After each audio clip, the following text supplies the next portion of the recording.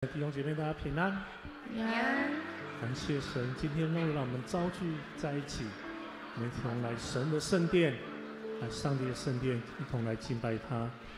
此时邀请弟兄姐妹安静我们的心，让我们的心敞开，向神来敞开，让我们成为一个清心圣洁的人，来到主的圣殿，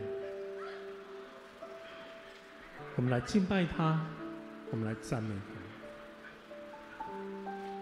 此时我们将我们的身心灵完全交托仰望在神的手上，我们安静我们自己，我们思想神奇妙的作为。神让耶稣从死人里复活，耶稣从死里复活，他为我们受定在十字架上，流出宝血，洗净我们所有的罪。这是何等大的恩典，白白赏赐给我们每一个人。让我们用感恩的心，让我们献上感谢，在神的面前，我们一同来祷告。不管你要出声，或是你要默祷，让我们将我们自己全人全心交托仰望在神的面前，我们一同来祷告。主啊，主，我们感谢你，赞美你。主啊，我们感谢你十字架救赎的宝血恩典，赏赐在我们每个弟兄姐妹的身上。主啊，这是何等大的恩典！我们是如此的不配，但你却如此的爱我们。主啊，恳求你的宝血来洗净我们所有的罪过，凡我们所知或我们不知的罪，主啊，你通通都来洗净，通通都来赦免。主啊，让我们成为一个清心圣洁的人，来到你的面前，为的是要来敬拜你，我们为的是要来赞美你。主啊，因你是我们的救赎，你是我们的救主，你是我们患难中的避难所。主啊，我们献上满心感谢在你的面前。主啊，我们感谢你，献上我们感告，奉靠主耶稣的圣名。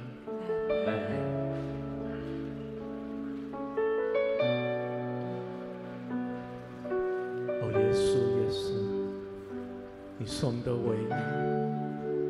主啊，让我们单单来爱慕你；主啊，让我们单单来渴慕你；让我们来寻求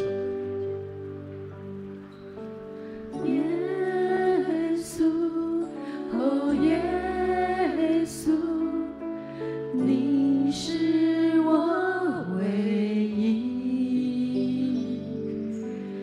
耶稣，哦，耶稣，我单单爱慕你。主啊，让我们更深爱你。耶稣，你声音何等的甜蜜。耶稣，哦，耶稣，我单单渴慕你。我高声敬拜你，献上馨香之祭，一生单属于你，与你同行。只愿更多爱你，只愿更多有你，何等甘甜与你亲近。主耶稣，我爱你，主耶稣，我爱你，如切不起水，深深渴慕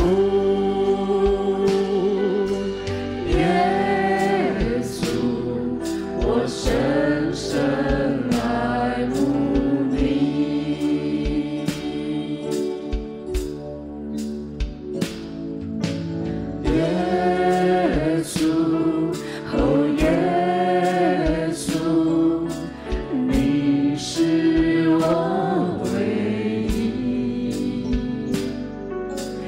耶稣，哦，耶稣，我单单爱慕你。耶稣，你生命何等的甜蜜。耶稣，哦，耶稣，我单单渴慕你。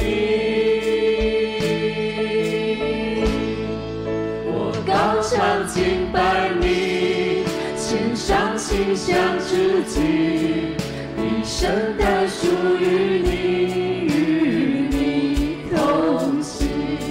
只愿更多爱你，只愿更多有你，何等甘甜与你亲近。主耶稣我爱你，主耶稣我爱你，如露切慕其水，深深渴慕。耶稣，我深深爱慕你。主耶稣我爱你，主耶稣我爱你，如露切慕其水，深深渴慕。耶稣，我深深爱慕。耶稣，我深深爱慕。耶稣，我深深爱慕你。我高唱敬拜你，献上馨香之祭，一生单属于你，与你同行。只是我们若可以，我们从座位来站立，我们来敬拜我们的神，敬拜我们的耶稣。何等甘甜与你亲近。主耶稣我爱你，主耶稣我爱你，如露切慕其水，深深渴慕。耶稣，我深深爱慕你。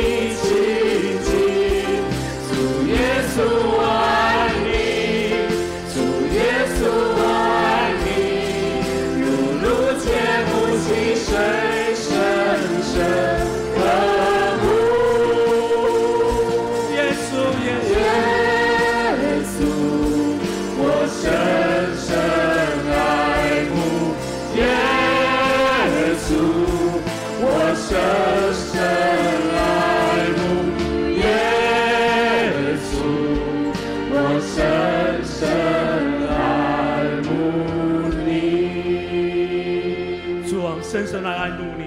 主，你是我们生命的真光，主，你是光。当你临到我们生命当中的时候，那黑暗就离去。主啊，当你的真光临到我们身上的时候，你就让所有黑暗权势不在我们当中，你解开我们黑暗权势的枷锁，不再束缚我们，让我们成为一个自由清新的人来到你的面前。主，我们献上我们的感谢，哈利路亚。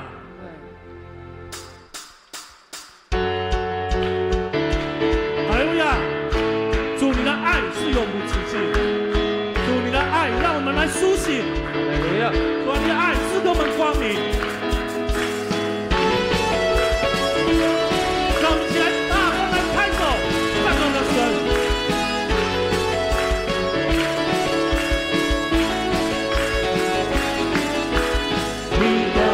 是永无止境，主你是变环绕我，你的爱是我苏醒，心中喜乐不住满溢，万物都向你呼喊，让赞美充满着你，终究会过去，为爱你牺牲自己。你真光从我的掌生命。哈利路亚！我们来赞美我们的神。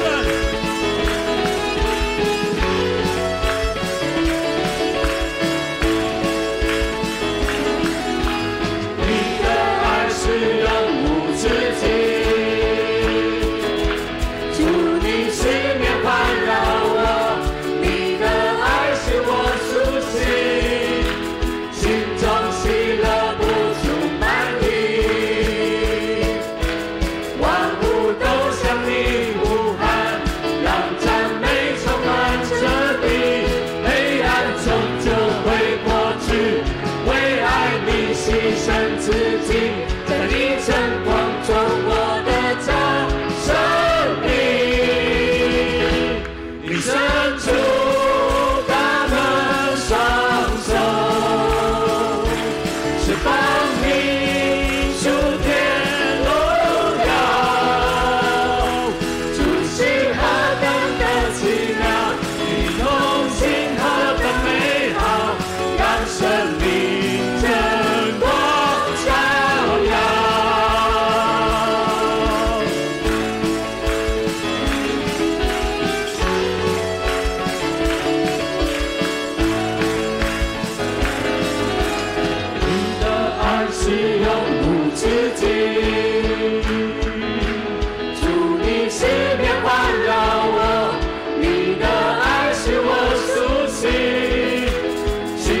喜乐不住满溢，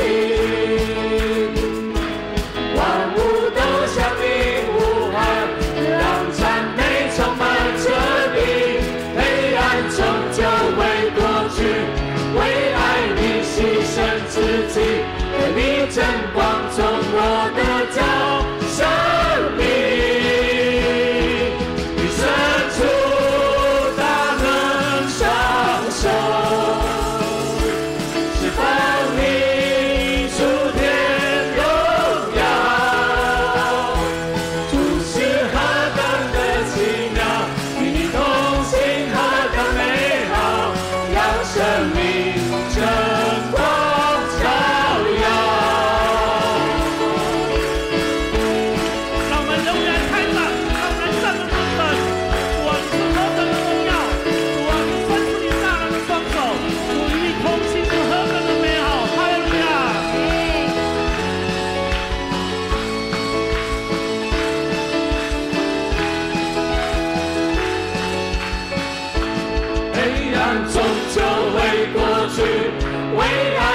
牺牲自己，在你真光中，我的再来宣告，黑暗要过去，黑暗终究会过去，为爱你牺牲自己，在你真光中，我的早生命，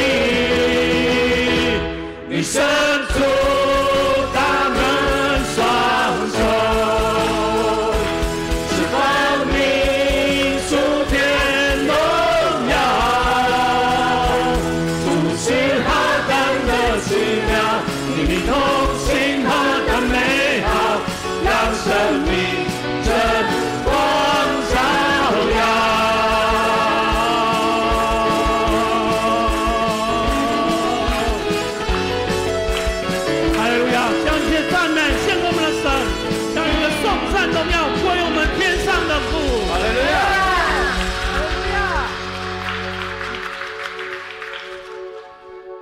主啊，让我们更深的来敬拜你。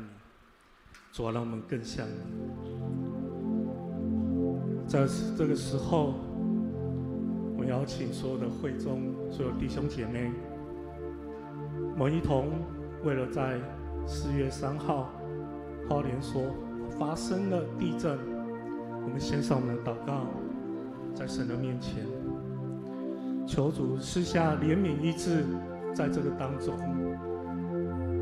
求主来怜悯我们台湾这个土地，也求主来看顾保守，在这次震灾当中所有遇难、所有遭遇灾害的人，我们一同献上祷告，在神面前，我们一同开口出声来祷告。真的不知道你的旨意，主啊，我们将这次发生的地震献上祷告，说恳求你怜悯他，施恩怜悯在他当中。亲爱的阿爸天父，此刻我们的心中充满了担忧，我们也为强震所造成的灾情，我们感到悲痛。主啊，恳求你的慈爱怜悯，此时临到台湾这块土地，安慰每一颗受到惊吓的心灵，赐下平安和安慰，让真实的平安进入在我们的心中。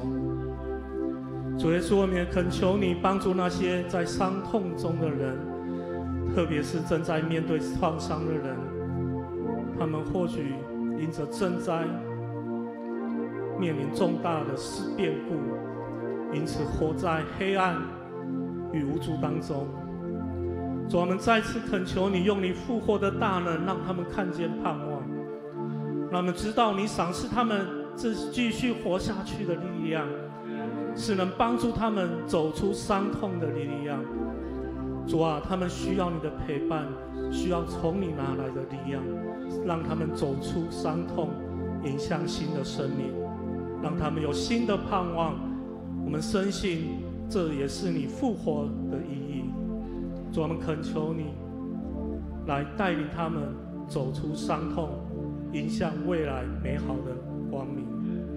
恳求神，你听我们的祷告，因你是复活的主，你是道成肉身的主，你是愿意为你牺牲百姓的主。主啊，我们献上满心的感谢在你面前。孩子这样祷告，是奉靠主耶稣的圣名。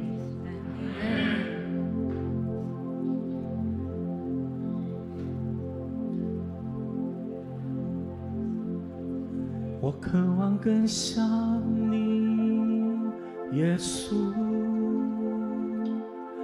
如此温柔圣洁，耶稣，你爱永留，毫无保留，哦主，使我能更像你。我渴望更像你，耶稣，更多慈爱怜悯，耶稣，谦卑自己为我舍命，哦主，我愿更多像你，让你爱如大水浇灌我，充满我心深处不停涌流，愿生命紧紧充满我，使我自由，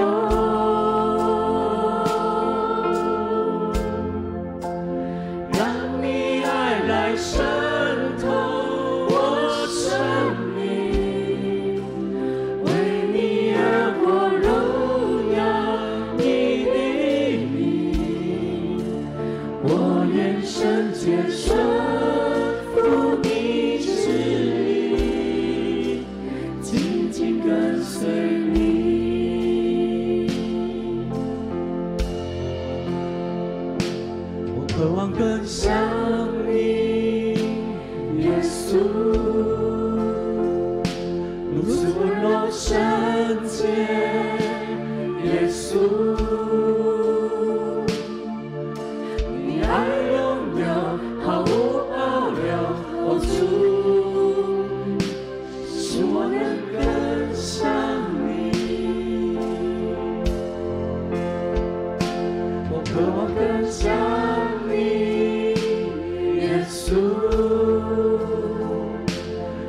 出来怜悯，耶稣，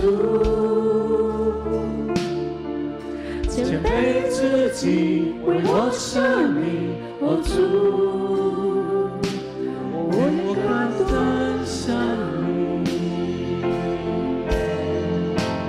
让你爱如大水浇灌我，充满我心深处不停涌流，更深灵紧紧充满我，使我自由，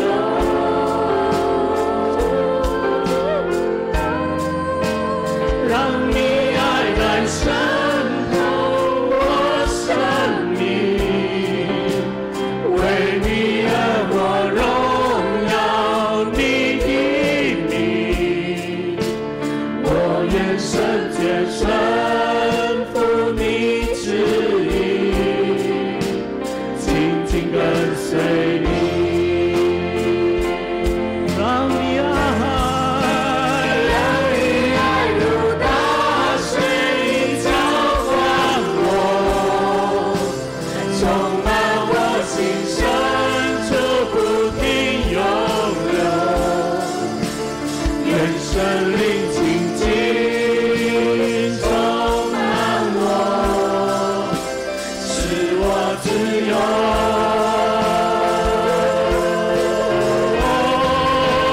让你爱来渗透我生命，为你而活，荣耀你的名，我愿圣洁顺服你旨意，紧紧跟随你，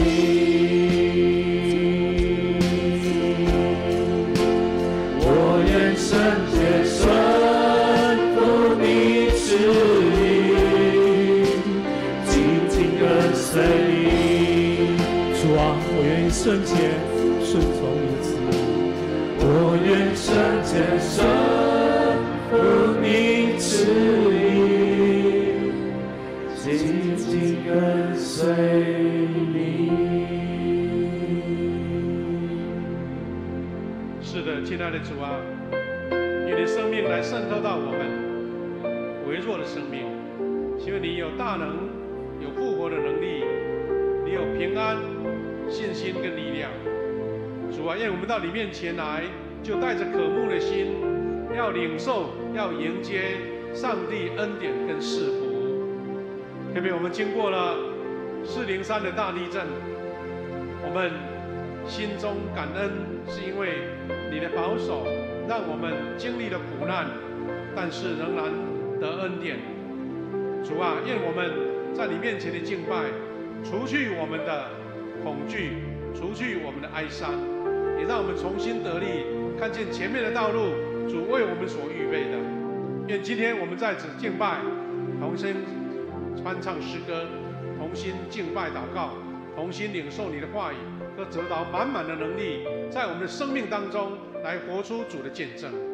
我们在你面前感恩祷告，奉靠主耶稣基督的圣名，阿们。弟兄姐妹，我们能站着，我们今天要用尼西亚信经一起来祈念，来告白我们的信仰。我们一起来，我们信独一全能的父上帝，创造天地一切可见不可见万物的主。我们信独一的主耶稣基督，上帝的独生子，他在一切的世代有权，从天父而生，从上帝出的上帝，从光出的光，从真神出的真神，是生的，不是受造的，是父同子同居，万物由他来创造。他为了我们人和为了我们的拯救，从天降临，由圣灵借童贞女玛利亚出生为人，在本丢彼拉多任内，为了我们钉十字架，受难埋葬，按圣经的记载，第3日复活升天，现在坐在父的右边，他要在荣耀中再临来审判活人与死人，他的国度穷无尽。我们信赏赐生命的主圣灵，从父与子出，与父子同受敬拜，同享荣耀。他曾托先知讲话。我们信一个圣公同死赎的教会。我们告白一个能够赦罪的洗礼。我们期望使人复活来世的生命。阿们。大家请坐。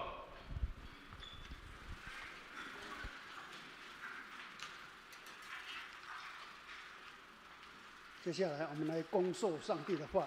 今天的经节有2段，第一段是在罗马书第8章第10节到11节，第二段落是在以弗所书第1章第17节到20节。我们一起来恭诵。可是基督若住在你们里面，纵使你们的身体将因罪而死，上帝的灵要使你们的活，因为上帝已经使你们成为义人了。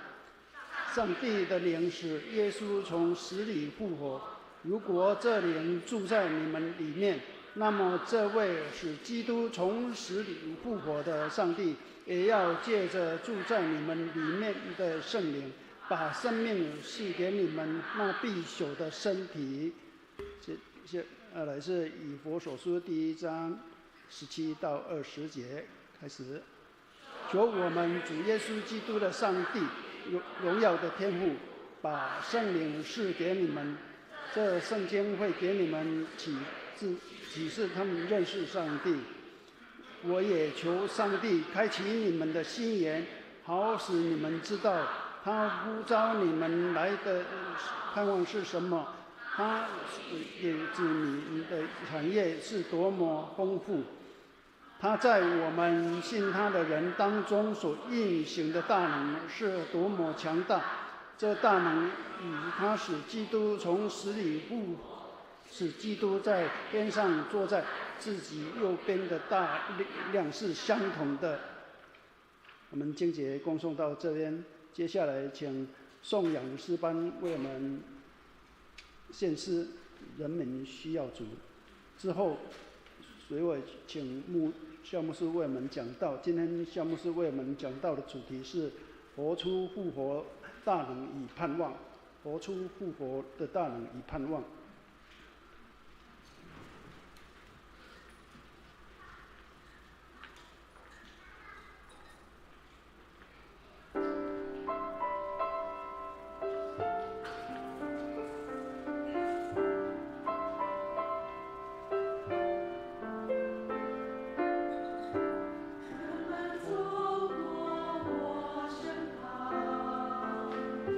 他们眼中流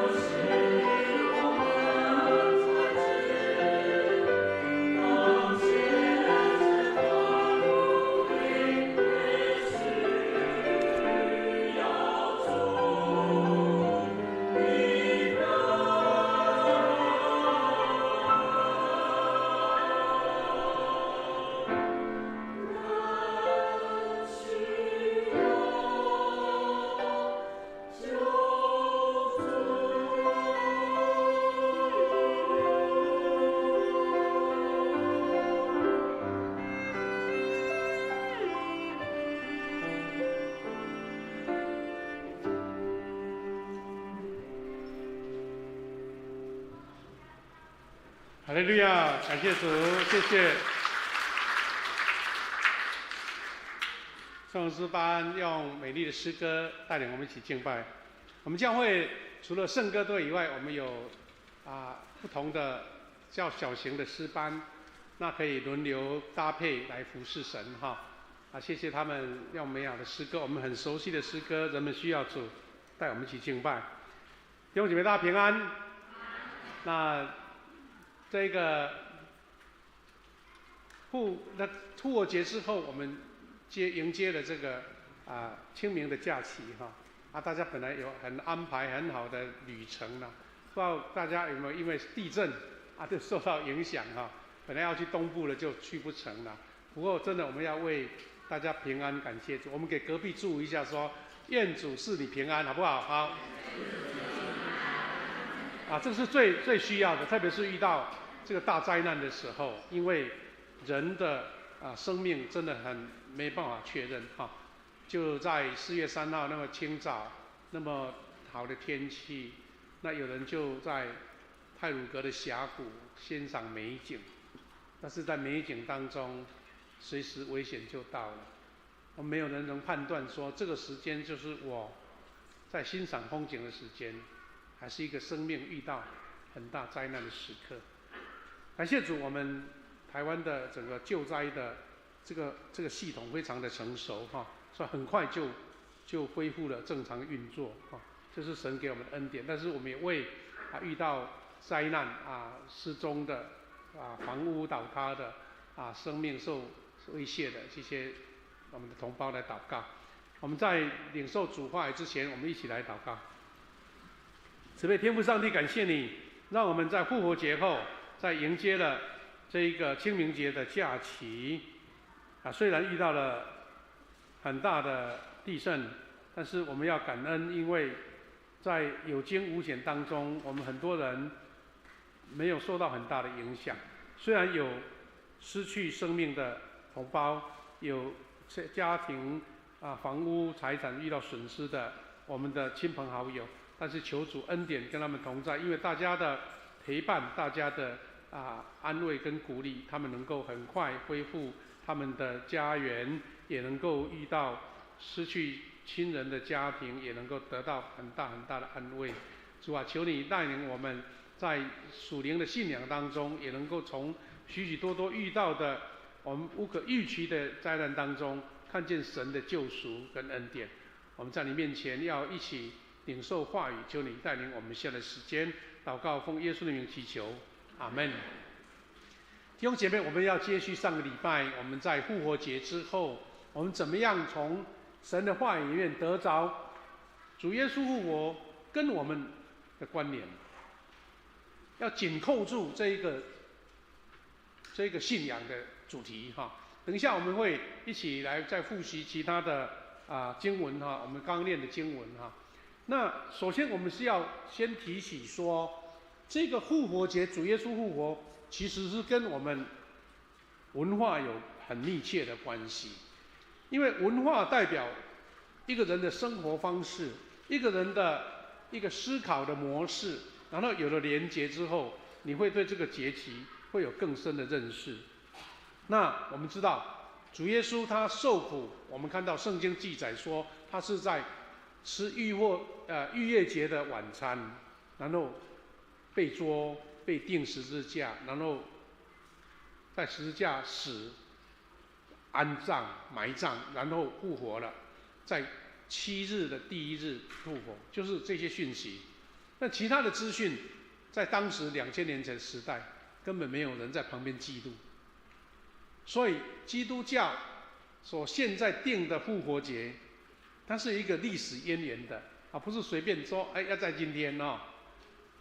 那其实我们也都知道，基督教最大的节期2个节期就是复活节还有圣诞节。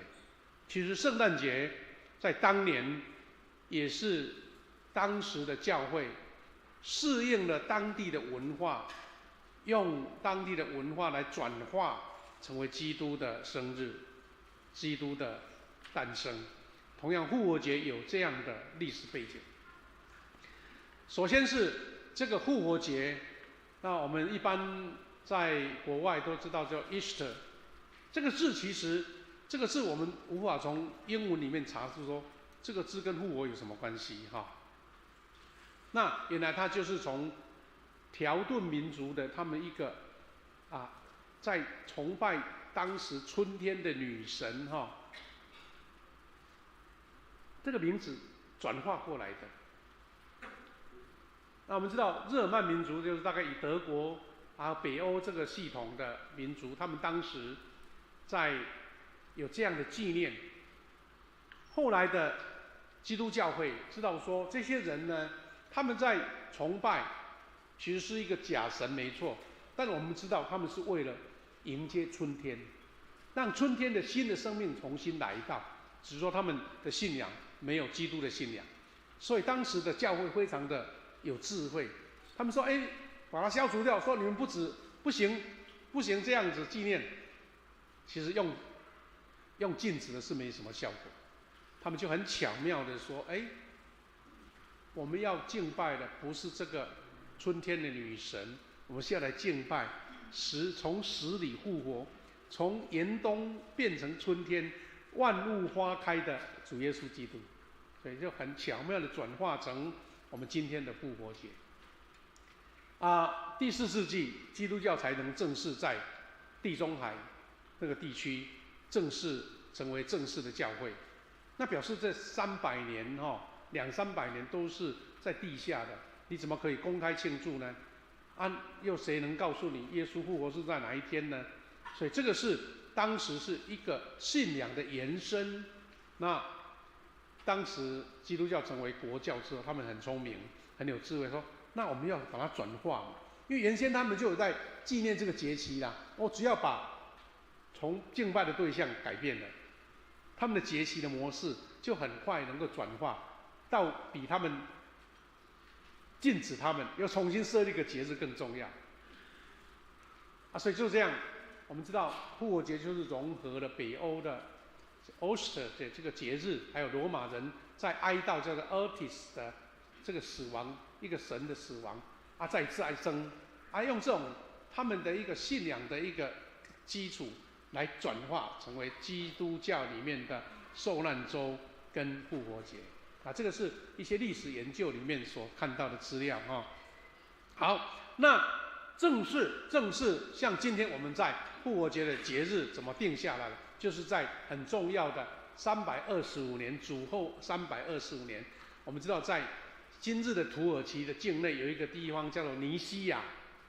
当时我们知道土耳其还有地中海，包括我们现在的这个伊斯坦堡那边，是当时教会非常重要的一个基地除了罗马以外，就是这个地方。他们就开了一个全教会的一个代表，等于是他们的领袖的聚会，开了很多年叫做尼西亚大公会议。刚刚我们不是读了尼西亚信经吗？对不对？这个尼西亚信经可以说是当时所有大公教会、所有全部教会领袖共同认定的一个信经，所以我们今天牧师会特别采用这个信经来让我们一起读，表示说这个是普世众教会，包括现在的东正教所有的众教他们都认定，因为当时是这个普世教会，使徒信经是有一个渊源流传的，不是谁定的，就是大家很习惯使徒信经了。但是真正透过会议来定的，就是在这个大公会议。除了这个信经很重要以外呢，就是他们就正式采用了当时的罗马的历法。要怎么认定呢？就是春分后第一个满月的周日来纪念复活节。所以你就会知道说，为什么每年的复活节时间都不一样所以那个教会的那个当局他们会先公布说，最近这10年，今后10年大概每一年的复活节是什么时候？因为可以从春分来看到这个日期是什么，因为表示说这个是跟农历的有关，但是又是现代的西历那怎么样去连接呢？好，春分之后月圆就是表示农历的15号嘛，月圆了。过来的那个礼拜天，在今年的复活节是31号，比如说31号之前有一个月圆，啊31号月圆以前有一个春分，有这2个元素之后的礼拜天啊，感谢主，我们上个礼拜哇，我们的圣歌队、我们的乐团、我们的教会洗礼啊，很热闹来庆祝啊。所以到今天我们所有全世界的教会都用这个方式来纪念主耶稣的复活、主耶稣的受难，把前面那一周叫做受难周所以，如果从文化与民俗的节气来讲，其实我们华人或是台湾人，我们在纪念复活节，其实我们就可以看见说，它跟清明节有一些年代的关系，对不对？因为它的日期就是前后嘛。所以如果说，原先的罗马帝国的时代，他们用这样方式纪念耶稣的复活，其实我们也可以用这种方式来看见说，台湾人在纪念清明节，不是为了纪念过往的亲人吗？那其实台湾经过这400年，你看，像前几天发生地震，很多死亡或是很多灾难会发生。那我们借由纪念清明，是纪念祖先，然后也借这些苦难的历史，我们看见有复活的盼望。那复活节跟清明跟超越苦难是有一个很好的连结。台湾人的扫墓，其实这个有带着这个盼望在，所以文化跟基督教的节期是可以有一个很好的连结的感谢主。那这个历史的连结、文化的连结是一回事，但是作为基督徒来讲，我们的生命怎么样跟复活节连接，那更重要。所以今天牧师要把这个重点放在这边，再一次提醒，主的复活是我们基督徒信仰的生命跟核心好，我们可以看见说，我们复活节过了，基督徒的生命到底你的光景如何？是不是行礼如仪、热闹完成之后，我还是回来原来的自己？或者说我庆祝了复活节，是因为我知道这个复活的生命，就让我一个全新的、健康的、充满活力的、充满盼望的生命，就在我每一天的生活当中。那差异就从这边开始了。有人复活节过了，就好像耶稣又受难了，又没有复活了。复活只是上个礼拜的事，跟我现在无关。但有人是从耶稣的复活看见一个生命的盼望，然后你的生活就按照这个模式一直走在复活的当中。所以弟兄姐妹，我们看见保罗出来宣教传福音，为什么他有这样的能力在？是因为他一直在宣扬这个复活的耶稣。所以他的主轴就围绕在基督的复活的信仰。第一个，我们从今天读的经文罗马书8章10节，他说：“基督若住在你们里面，纵使你们的身体将因罪而死，上帝的灵要使你们复活。”这句话解决了我们人有一死的这个宿命，就是说你我大家都知道，有一天生命会终结。就像礼拜三那个漂亮的清早，谁知道说我在参观太鲁阁峡谷那么漂亮的风景，才没2分钟，生命就结束了。这个肉体的生命是有这样的困境在，你我都没有办法去判断。但是基督解决了这件事情。虽然我们身体会因罪而死，我们的生命气息会因为罪而停止，但是他说，基督若住在我们的里面，上帝的灵会使他活着，表示说我们会超越这个死，然后基督的复活在我们里面。第二段，使基督从死里复活的上帝，要借着住在你们里面的圣灵，把生命赐给你们那必朽的身体。换句话说，我虽然我的肉体仍然是属于一个最终的，或是在这个属世的世界，我的肉体还是有被那个自然律所控制住。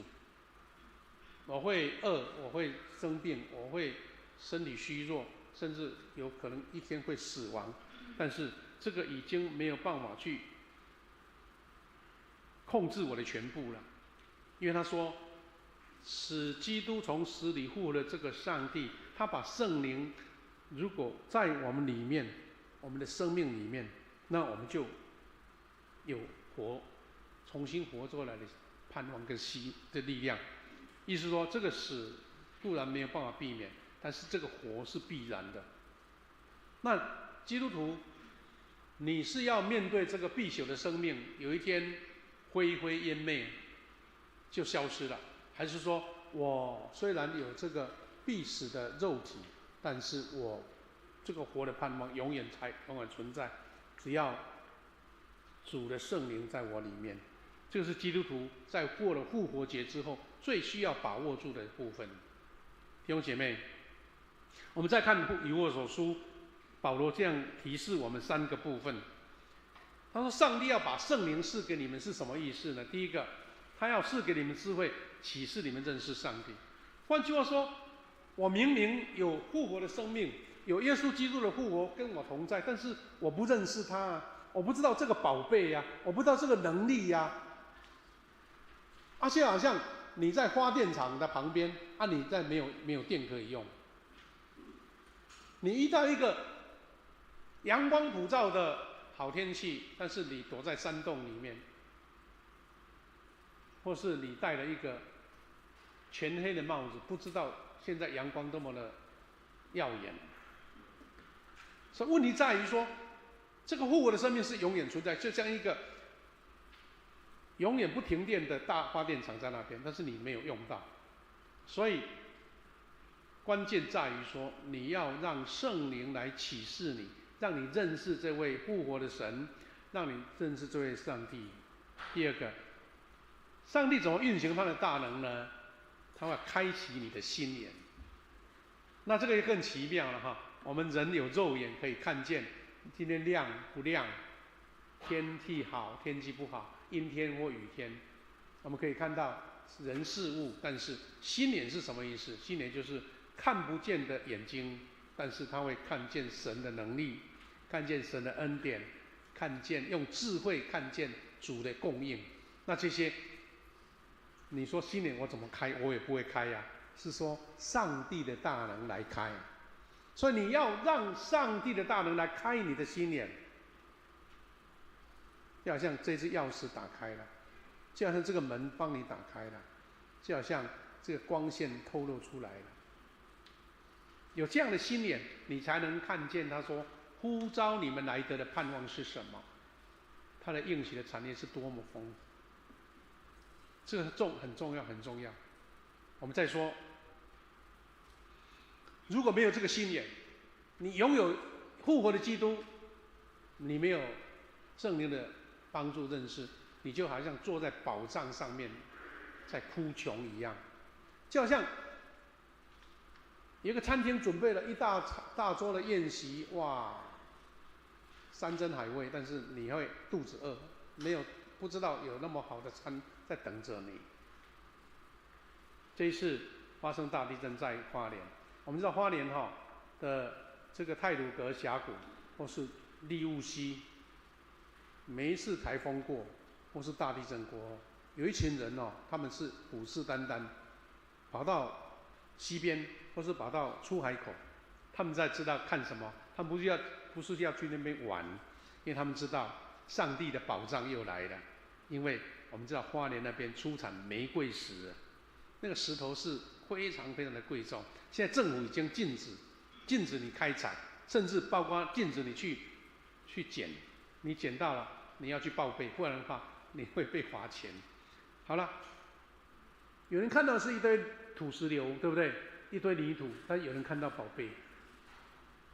弟兄姐妹，基督徒千万最大的一个提醒就是，你要开启你的心眼，知道耶稣基督的复活是跟你的生命绝对的关系，因为你要走出这个黑暗，走出死亡的阴影，你要得着上帝大能，他赐给你多么丰富的产业，就是靠你的心眼。但是你不能打开，你要求圣灵来打开，你要跟神有密切的关系，才知道说原来这个钥匙是这么开的，这个门是这么开的，我要得到了。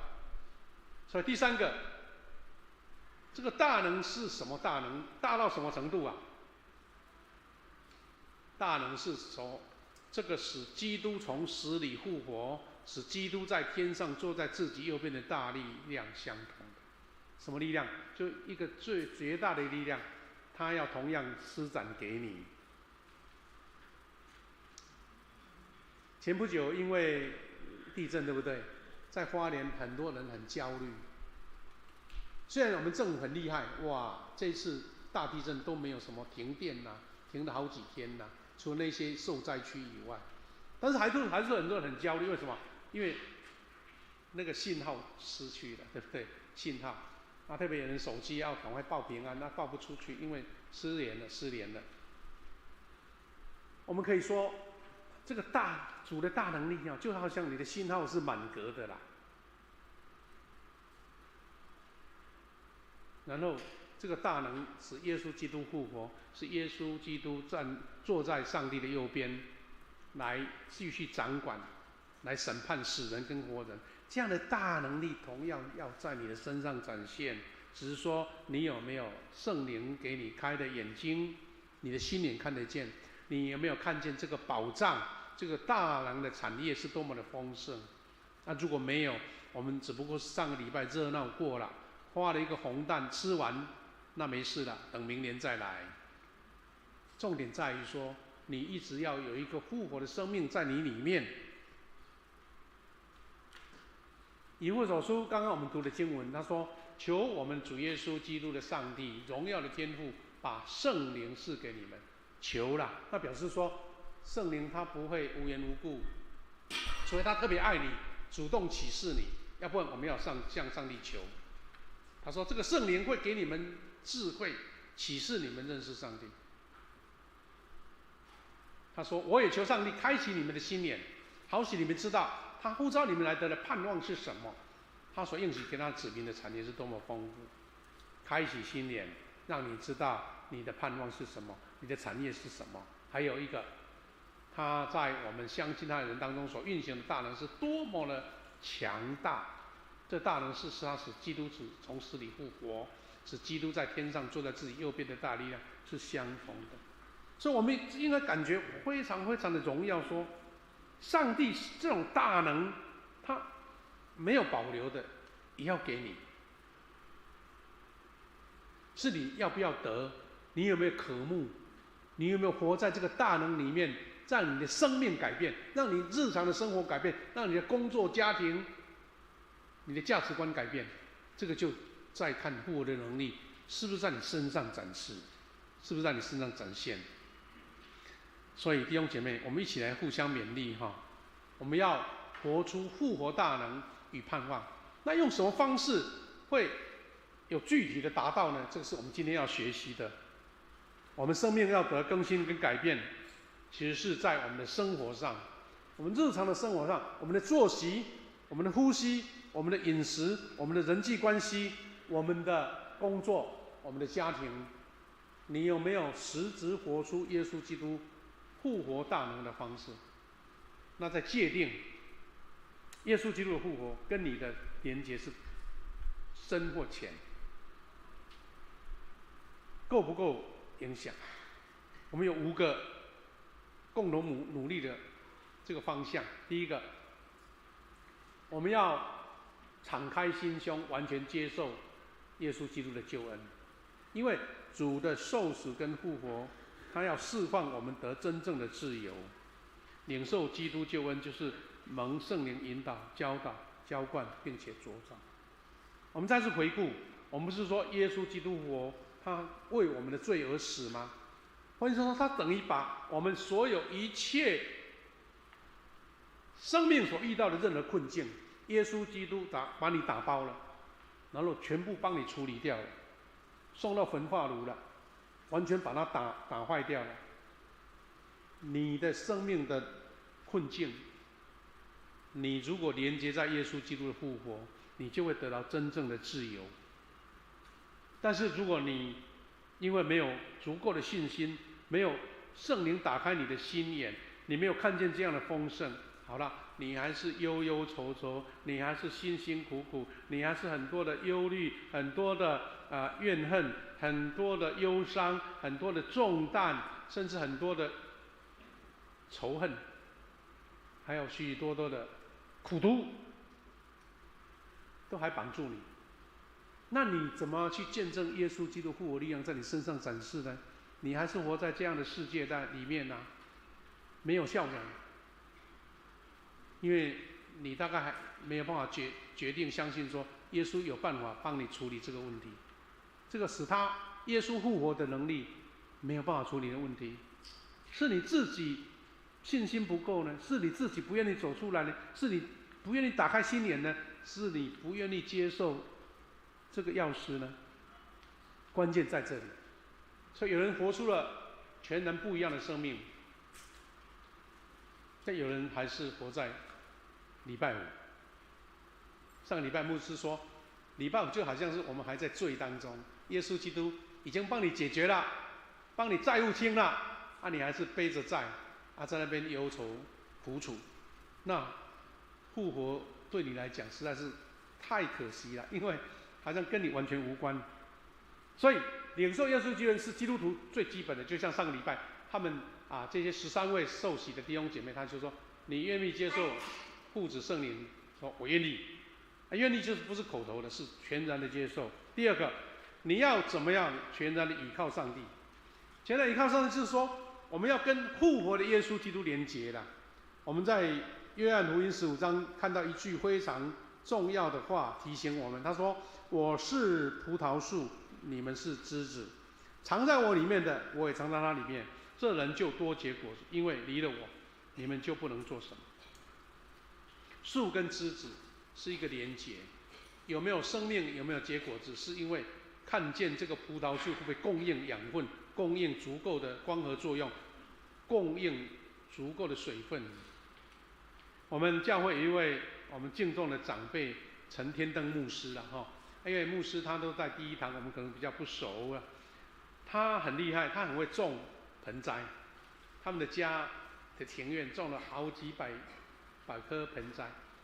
因为后来他身体慢慢不大有力量了，所以曾经我们的信昌长老曾经把他一些次要的盆栽拿来教会义卖，好像去年的时候，我跟谢牧师讲说，哇，那陈牧师栽得很漂亮，我就给他买了两三盆回来，也当成一个义卖嘛。但是没想到，前几天我跟谢牧师说，这棵榕树好像干掉了，怎么办？好像不对的地方，好像又没有养分。我在期待说，它叶子枯干掉，但是那个树干还在，希望能够再复活这样子。换句话说，连一颗小小的盆栽，你要怎么栽它，怎么足够的养分跟水分跟太阳光线，都那么重要。那何况我们这个生命，我们这个枝子的生命，你怎么可以离开耶稣那么久呢？完全无关联吗？你自己能够自己供应养分吗？是供应水分吗？供应能量吗？没有吧？你要从树根才可以吸收吧？那圣经就告诉我们说，我们要跟耶稣基督连结，因为这样你才能结果。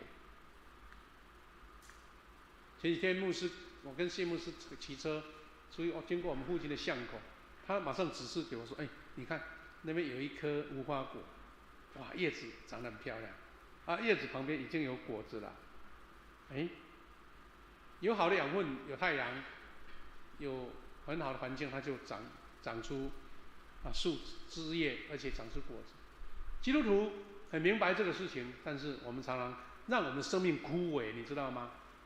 跟耶稣基督的救恩、复活、能力、平安完全切断，那养分都供应不过来，真的是非常的可惜。第三个，既然是要宣告我们全然接受耶稣基督的救恩，既然宣告我们要全然倚靠神，那我们在生活上怎么做呢？其实也没有什么秘诀的。我说上个礼拜我们在做这个受难周的礼拜的时候，牧师曾经讲过一句话，我说耶稣基督跟他的学生在一起的时候，不是有最后的晚餐吗？然后他就去被钉十字架了，被抓了。他跟这些学生讲，跟他宣告，跟他交代，他要让他们得救，竟然不是说我要给你一个什么天方秘籍，或者说一个秘的锦囊，一个大能力的一个什么武功秘籍给你，你可以拯救这个世界。耶稣就纯粹的说，他是走上各个他这条路。同样的，我们要跟神有一个美好的关系，耶稣基督复活的能力跟你同在，也不要什么武功秘籍啊，就是单纯的每日跟上帝密契。换句话说，你跟神有密切的连结，耶稣复活的能力就一直源源不断的在你身上展现。既然这个能力不是你掌握的，但是我就公开敞开自己说，主啊，求你将你复活能力在我心中滋养着。所以当我遇到困难、遇到挑战、遇到失望、遇到苦毒的时候，主的能力就开始展现他的功力了。因为你已经开启了你的心眼认识神，你已经接受了圣灵来开启你嘛。那所以我们如果有跟上帝有密切的关系，能够满足内心的需要跟渴望，我们就像圣经诗篇所说的，在溪水旁的树，按时结果子，不枯干。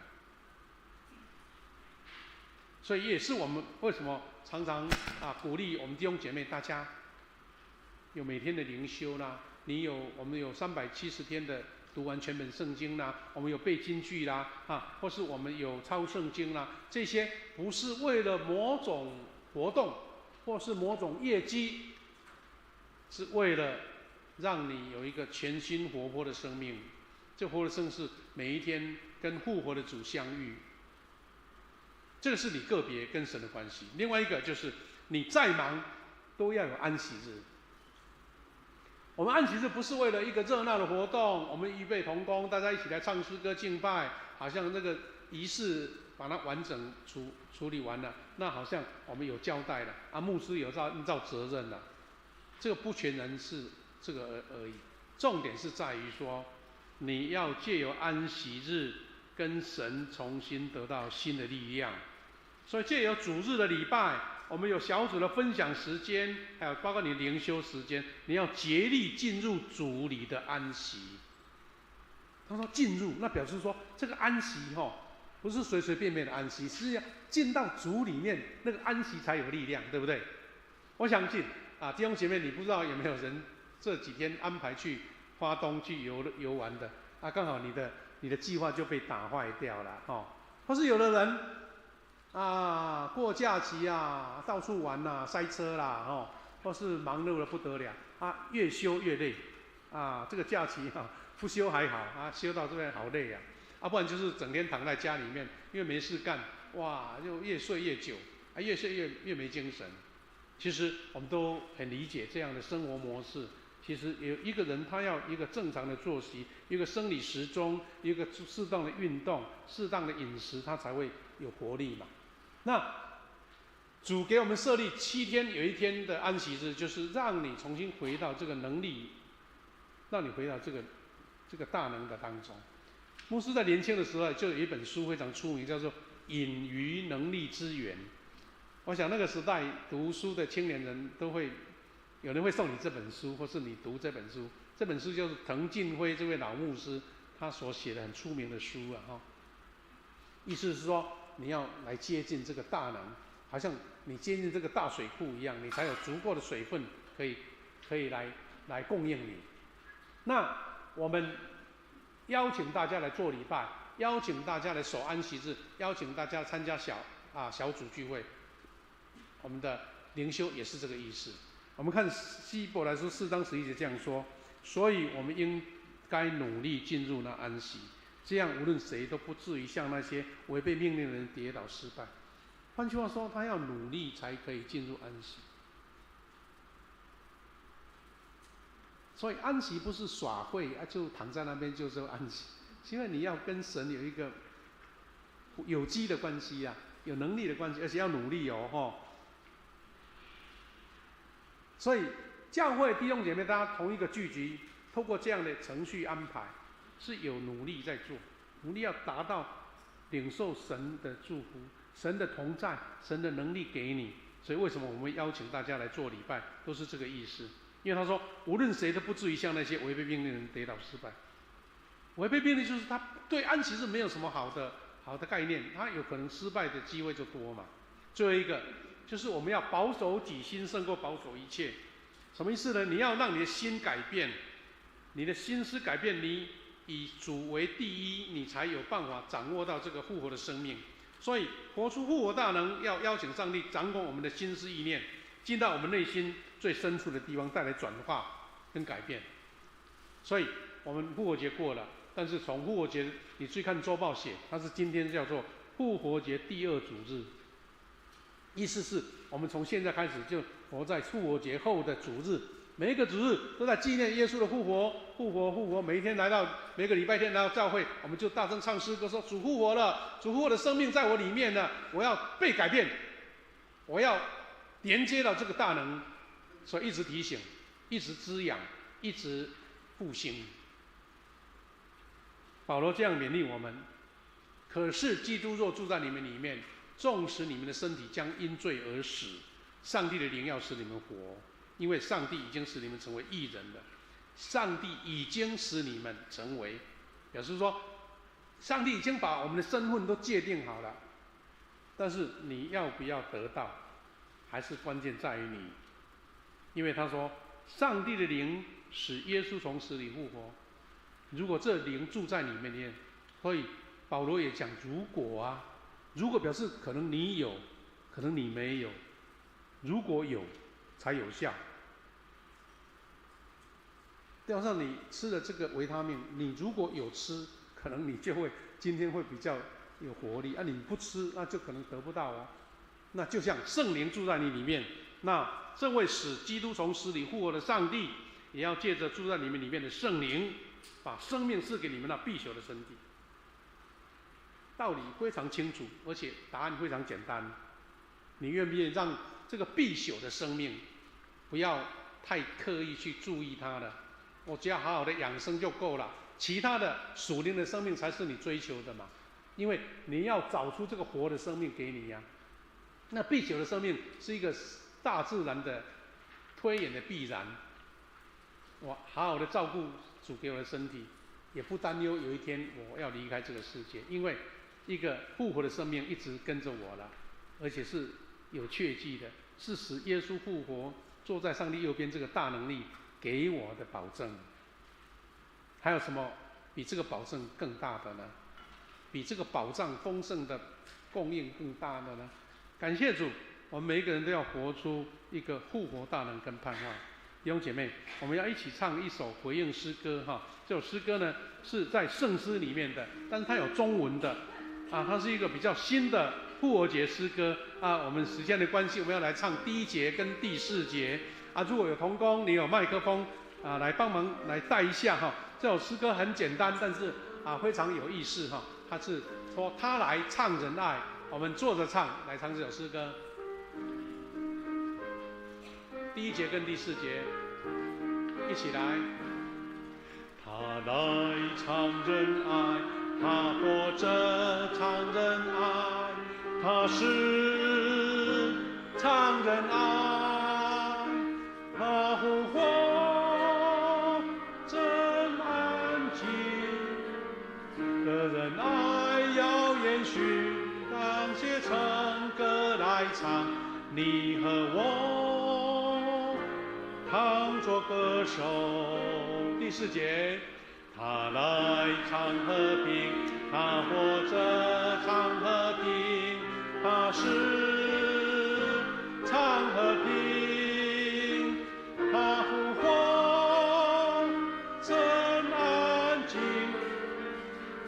和平要延续，当写成歌来唱，你和我同作歌手。感谢主啊！这首诗歌在圣诗里面，他特别提到说，当我们唱到安静的时候，真的是全部声音都暂停，安静。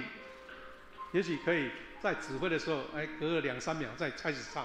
那表示说，主耶稣的复活，他带来了和平，带来了爱。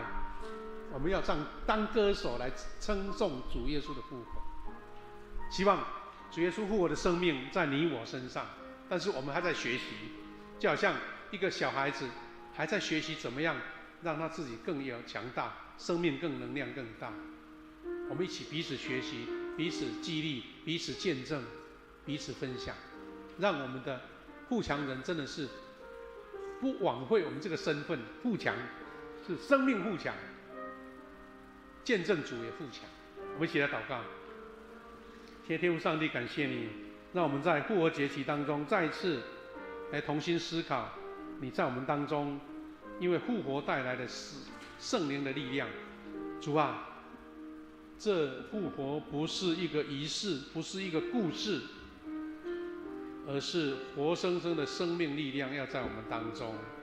主啊，让我们基督徒不要忽略了这个最重大的应许，圣灵要给我们属灵的生命跟力量。虽然肉体的生命有必死的一个罪在我们当中，但是复活的生命要永远跟着我们。当圣灵打开我们的心眼，当我们认识神，当我们接纳了这个复活的生命，就要永远在我们当中。献上感恩祷告，奉靠主耶稣基督的圣名，阿们。弟兄姐妹，我们今天呢是教会学校的主日。那我们都知道台南是我们教会历史的开头嘛，所以我们台南有3间基督教学校，这是我们长老教会有关的。第一个是长荣中学，第二个是长荣女中，第3个是后来设立的长荣大学，都是长荣。请记得这个长荣航空是学我们的名字不是我们学他的应该长荣航空或长荣航空海运呢，应该要付一些什么取名会给我们才对好说一个笑话了，但是今天我们有学校的代表我们分2次，一个是长荣女中是下个礼拜才来，今天呢是我们学校长荣中学的代表，我们的谢佳音同学，还有老师丽蓉老师，是我们教会的老师，教会的弟兄姐妹我们现在要请我们的佳音同学来做分享报告，我们用热烈掌声来欢迎他。来，佳音来。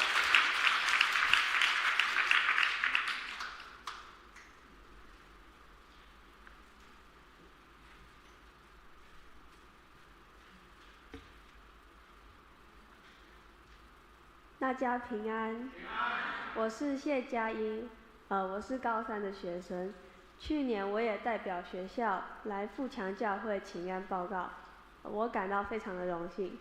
今天我与黄丽蓉老师再次来到这里，向大家请安报告。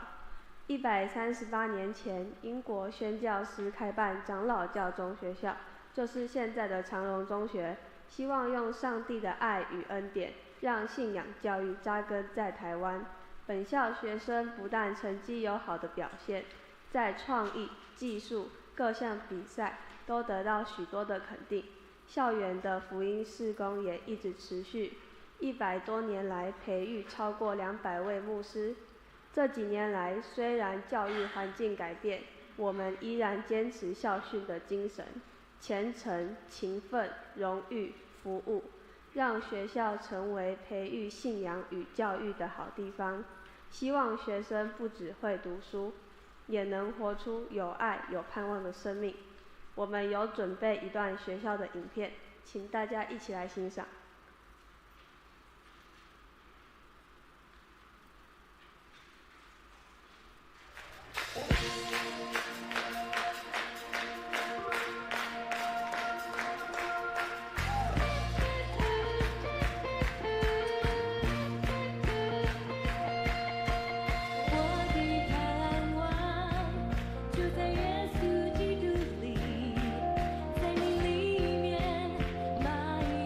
平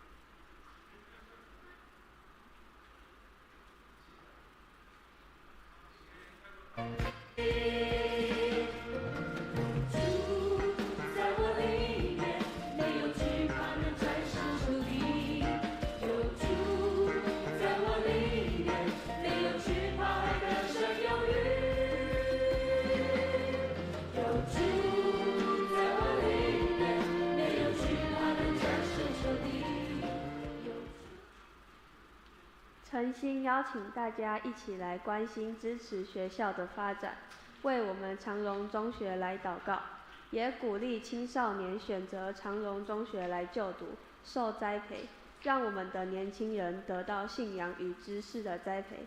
感谢大家，愿上帝的平安与我们大家同在。谢谢。好，我们谢谢佳音同学他的报告哈，我们也恭喜他。我听我们的立荣老师说他已经考上了这个中山医学大学了哈，准备暑假过要去当大学新鲜人了哈。我们也谢谢我们的立荣老师来，我们来鼓励，拍手欢迎哈，拍手欢迎。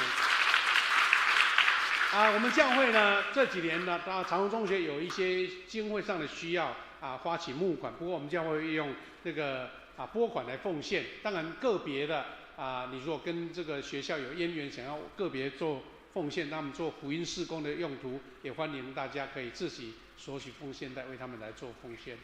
我们一起为长荣中学代祷。下个礼拜会有长荣女中的代表来报告。好，我们把时间交给诗慧，我们要来做奉献。奉献。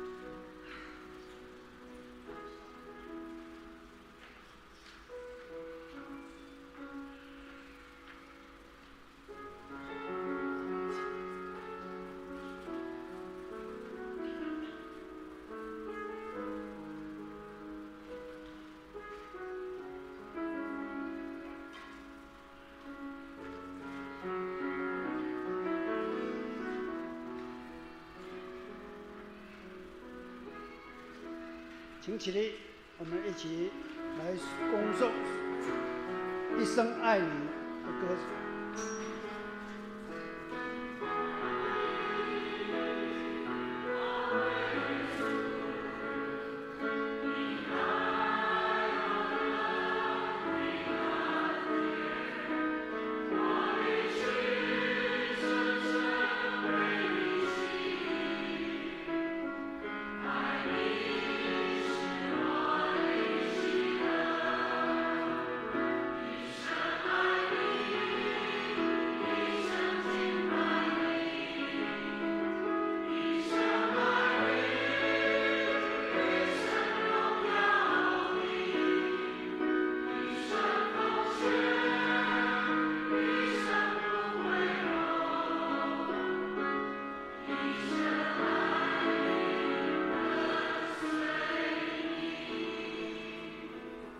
坐。接着我们来报告之前，请来攻读我们本页的经句，《哥林多后书》第5章第7节，2次，我们画面都有，或是周报的后面开始。因我们行事为人是凭着信心，不是凭着眼见。哥林多后书5章7节，再一次。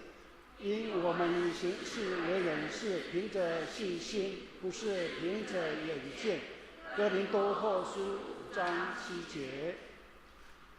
接着报告，我们第2页有各单位的服事，请同工留意。第3页相关的牧区聚会的信息，请大家过目浏览。第4页。我们肢体交通，今天是教会的纪念主日，刚刚牧师也帮我们报告很多内容，我就不再重复。第2点，代祷团4月21日下午邀请李素贞牧师来见证分享，是下午1点半到3点半。是在欧汪教会的李素贞牧师，他会透过各种的见证来分享一些资讯，让我们能够得到更好的信心和信仰上的基础。请大家能够踊跃来参加，报名来参加。办公室有报名的表格，请大家为了掌握人数，可以来填写报名表。第三，49期的中保代祷服事开始报名，报名到5月1号，有感动的会友到1楼公布栏去做登记。还有我们第3小点是4月21号会请安排吴瑞平姐妹来分享服事的见证。第4点，本会定于4月28日举行新楼医院喜乐合唱团的诗歌见证会。这一天也有我们刘院长的信息分享，请大家记得当天莅临参加，以及国外宣教的见证分享，也会安排本会的刘元清弟兄来做国外宣教的见证分享。第5点，等一下请牧师为我们来做4月份的庆生会。第6点，我们第2季的季报以及新眼光的读经手册都已经放在我们1楼的招待的招待桌那边，请大家去收取。第2小点是台南神学院在之前为我们的赠送口罩，现在还有一点还有很多没有拿，如果有没有拿，今天可以来索取。接着是爱心午餐以及心灵转角，今天都是暂停一次。接着请牧师来补充报告。好啊，我来做一个介绍哈。我们有新朋友来我们当中哈。首先来介绍，我们有一位洪梅芬律师来我们参加聚会，欢迎洪梅芬律师。洪梅芬律师，谢谢你，欢迎你。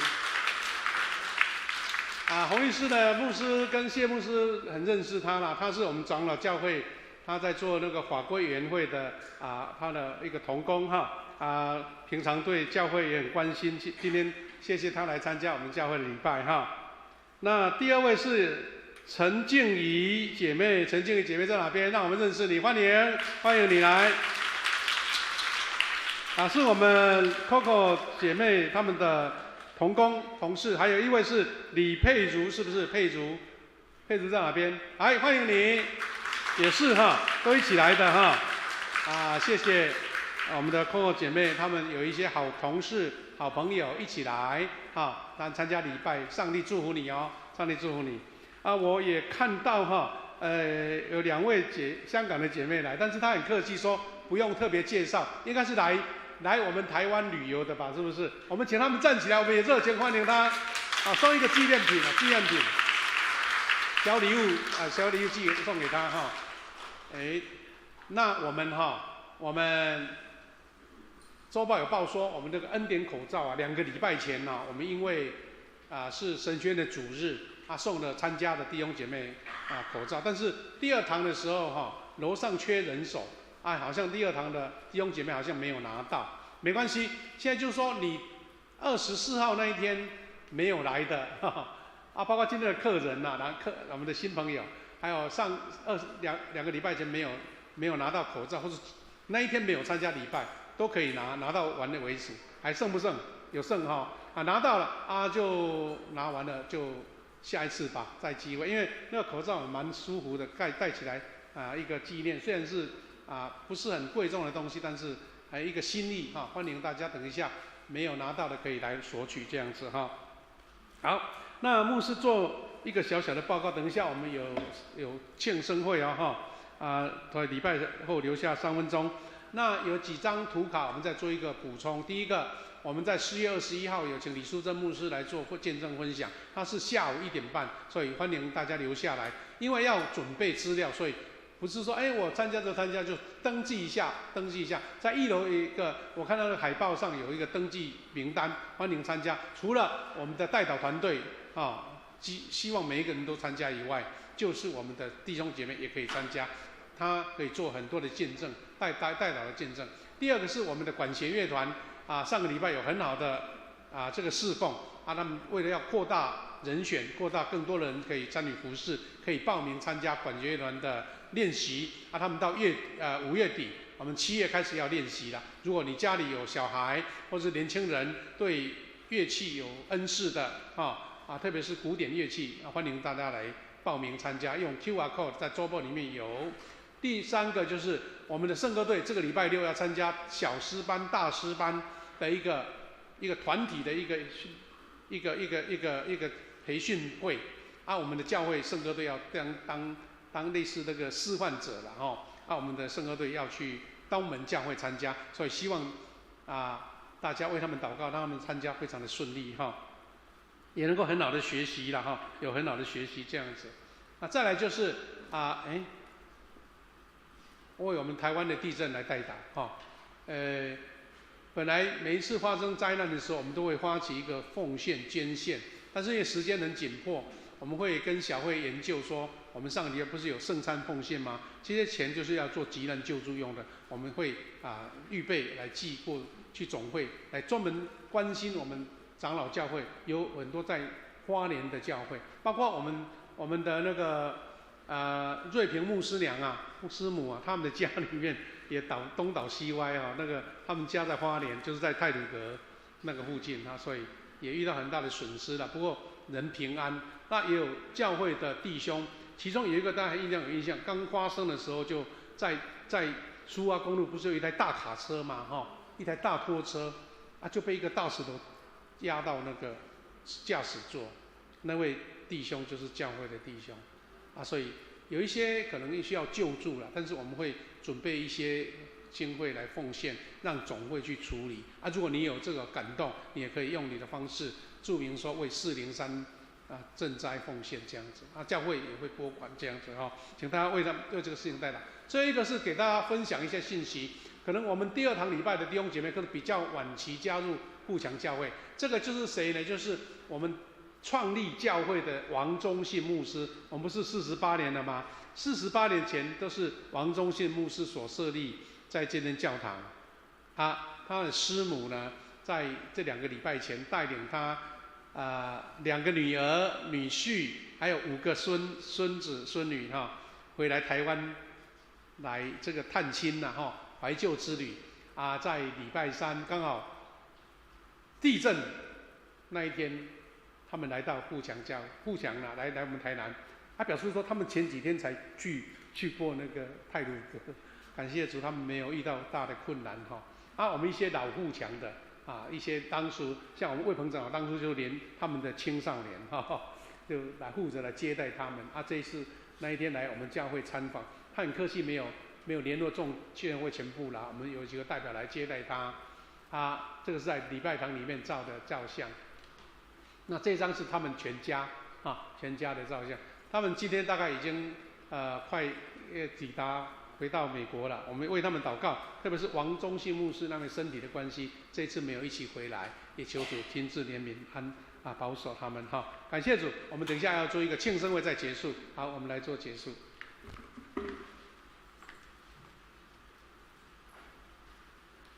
挺起立，我们来唱最后的一诗歌，随后请牧师为我们祝祷。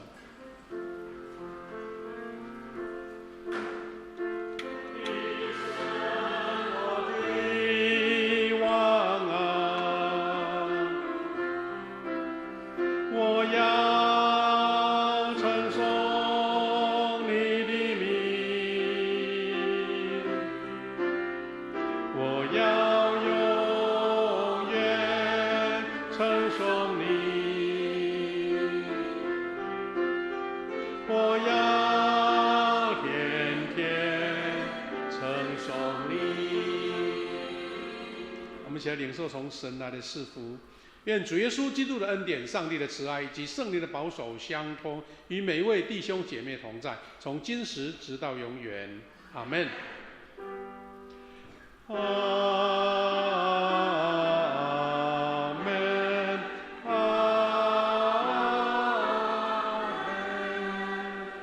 请做默祷，预备来做庆生会。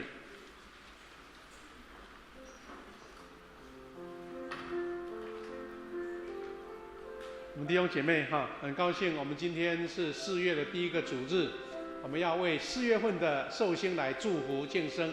我们请在座4月份出生的，请站起来，我们要为你祝福，好不好？那我们要请唱完诗歌，请施心梅姐妹来吹蜡烛哦，哈。好，我们请寿星站起来。好，这个平楼都没有人了，没有人我就不敢唱了嘞，唱自己听了。好了，我们要唱生日快乐，嗨。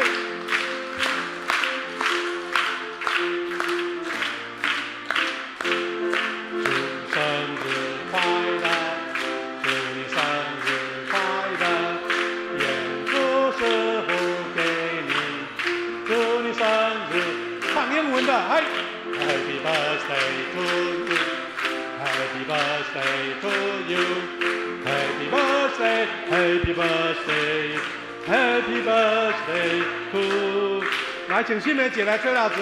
有照相机吗？等一下，照相机来了，要帮你留下，今年几岁的照片。来，请吹蜡烛。好，恭喜！牧师来代表来做祝福祷告，来结束。现在主感谢你在春天4月份的节期万物树木花草都欣欣向荣。我们为4月份的寿星献上感恩，求你保守他们在复活节过后，一个从神而来全新的生命在他们当中。他们这个生日的庆生，不只是肉体传统的生日，更是有耶稣基督新的生命在他们当中，让他们在工作、生活、家庭、健康都蒙神的保守，一切顺利跟平安，在生活上活出基督的样式，为主做美好的见证。我们再次献上感恩、祷告、祝福，奉靠主耶稣基督的圣名，阿们。我们彼此祝福一下哈，祝你平安喜乐，好不好？我们那个香港来的，我们的程喜兄有没有来？沈程喜兄哦，你们在那边啊？我们说有2位香港来的姐妹啊，可以认识一下。我们有一家从香港过来的，可以打个招呼好不好？他们在楼下哈。好，大家平安。